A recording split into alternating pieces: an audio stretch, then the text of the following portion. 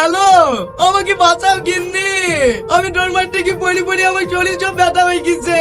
আমার বাড়ি যাওয়ার মতো ক্ষমতা নাই। তুমি তাড়াতাড়ি একটা টুকটুকি পাঠাও। ওগো, আচ্ছা একটি ভাত লাসো। এত করে ভাত খাইলে কোনদিন পেট কমে? 15 দিনের মধ্যে আমার শরীর কি একটু পরিবর্তন হয়নি? আগে ছাড়া ভুঁড়ি বেড়েছে। না না, এইভাবে পরিশ্রম করা যাবে না।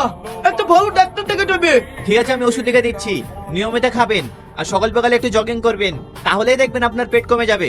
আচ্ছা ঠিক আছে ডাক্তার বাবু। ডাক্তার বাবু, তুমি আর কি ওষুধ দিছো? তোমার ওষুধ খেয়ে আমার পেটে একটু কমেনি। বলেন কি, এত ওষুধ খেয়ে জগিং করে পেট কমেনি?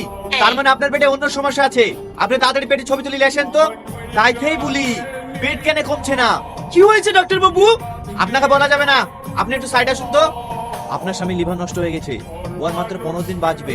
তাহলে কি আমার স্বামী সত্যি সত্যি মরে যাবে? আর কাঁদিস নি, মরতে সবাইকেই হবে। লাউর খাইতো না, এ দুধটুক খাইলাও। তোর ব্যাঘাতটা করে বলছি না, আমাকে আর কিছু খাওয়াসনি। আমার কিছু ঢুকছে না। ওই দেখো, আমার জান কবজ করে লেগে চলে আসছে। এই ছোড়া, আমি কেন জান কবজ করব? আমি তো তোর দাদু। দাদু স্যার, আপনি এসেছেন। আমি আর আপনার টানে জয়েন করবো না। ওইভাবে বলো না, সবাইকে যেতে হবে। ডাক্তার বাবু, আপনি এসেছেন।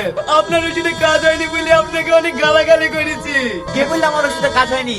খুব ভালো কাজ হয়েছে। ভালো কাজ হয়েছে তো আমি মরতে বসেছি কেনে? না না, আপনি মরবেন কেন? এখন অনেকদিন বাঁচবেন। অনেকদিন বাঁচবো মানে? আপনি তো বলেছিলেন মরে যাবো।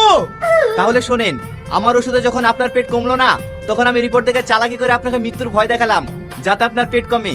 আজ দেখলেন, মৃত্যুর ভয়ে আপনার পেট কমে আজ আপনি সলিড হয়ে গেছেন। তাহলে আমি মরবো না? মরলে রাস্তায় দাঁড়িয়ে কলা পাউরুটি কে খাবে?